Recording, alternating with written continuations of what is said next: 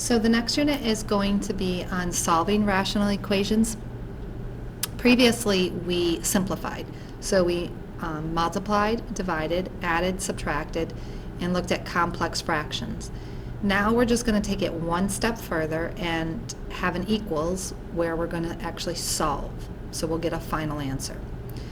So how would you know whether something was simplifying or solving if you weren't given instruction? It's just looking for the equal sign. Once there's an equal sign, we're solving. Otherwise, we're just simplifying. And when we simplify, we can get a rational expression. When we're solving, we're going to get an answer, x equals 2 or something like that.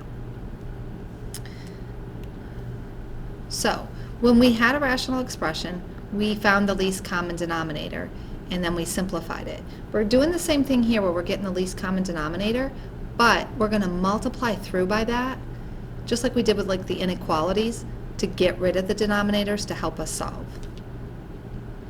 So looking at this first problem, what's your least common denominator? So we need an x plus 2, and we need an x. And this has everything, an x and x plus 2. We already have that. So x plus 2 is our least common denominator. So we're going to multiply each part by that.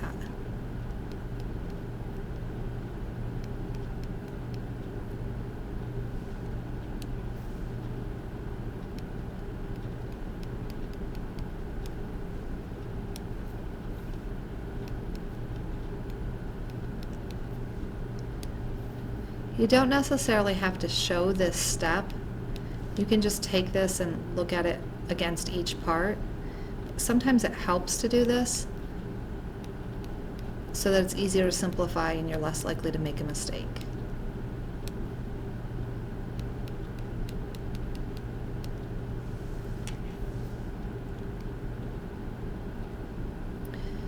So the only thing I've done right now is rewritten and then put what we're multiplying by each part. So x over x plus 2 times x plus 2, etc. So now we'll simplify. Remember that the goal is to get the denominators to go away. So if the denominator doesn't simplify completely, you've made a mistake. So the x plus 2's cancel, so I have x squared left. The x's cancel, so I have 3 times x plus 2. The x cancels, and the x plus 2 cancels, so I just have 4. Now you're going back to just solving equations like you did in 9th grade. So our next step is to distribute the 3.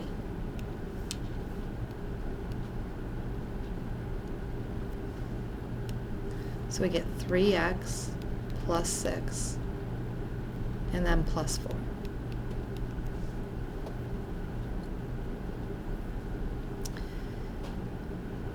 Now we can combine like terms.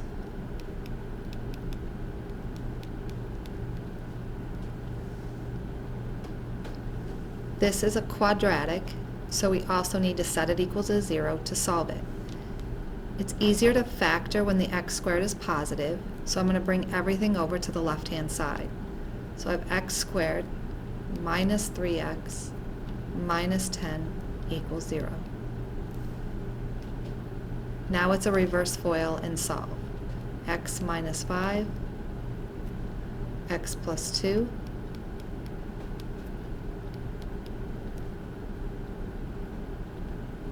so x minus 5 equals 0, so x equals 5. X plus 2 equals 0, so x equals negative 2. Now remember when we first started rational equations and we talked about what we can't have? And we said that it wouldn't be that big of a deal from the beginning when we're just simplifying. However, it is a big deal when we're solving. So going back to the very original equation, the first step that you want to do is talk about what you can't have. You can't have negative 2 or 0 because both of those make the denominator 0 and we can't divide by 0. So right from the beginning you want to write down that x cannot be negative 2 or 0. so that when you solve it, you check back with what you started with. We said it couldn't be -2 or 0. So even though algebraically this worked out, it makes the original problem undefined, so we can't have it as an answer. So our only answer is 5.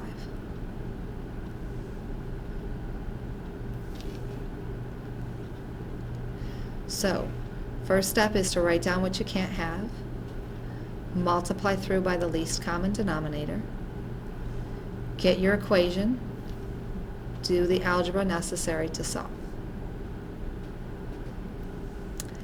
Next page. Okay, so look at the next problem. What's your least common denominator? Your answer should be x squared. Multiply each part by x squared. So 10 over x squared, x squared. The x squareds are going to cancel, so I just get 10. X squared and x, one of the x's will cancel, so I'll get 3x. 1 times x squared is just x squared.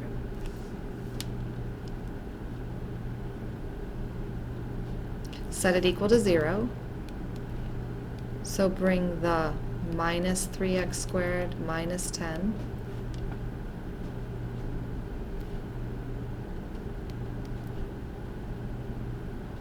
Reverse FOIL.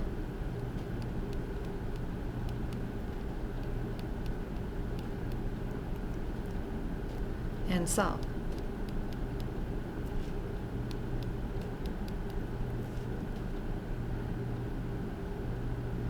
And again, go back. What couldn't I have? Right from the beginning, x cannot equal 0. But I didn't get 0 as one of my solutions, so both of these work.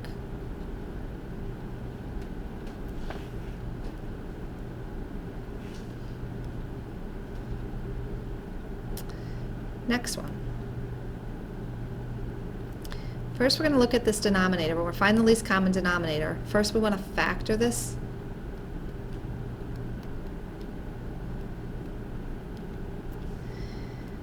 Because then when we multiply by the least common denominator, we need a y plus 5.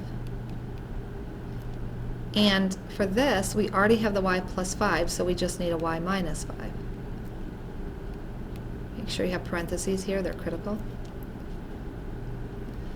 So when I multiply through each part, this part, the y plus 5s are going to cancel, so I get 2 times y minus 5. Here, both parts cancel, so I just have 20. And here, nothing cancels, so I have y plus 5, y minus 5, and I'm going to write that as y squared minus 25.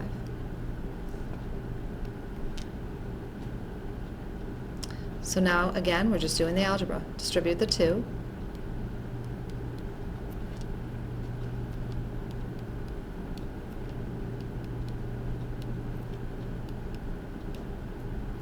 On this side, let's combine our like terms. We have negative 10 and positive 20 on the same side, so 2y plus 10.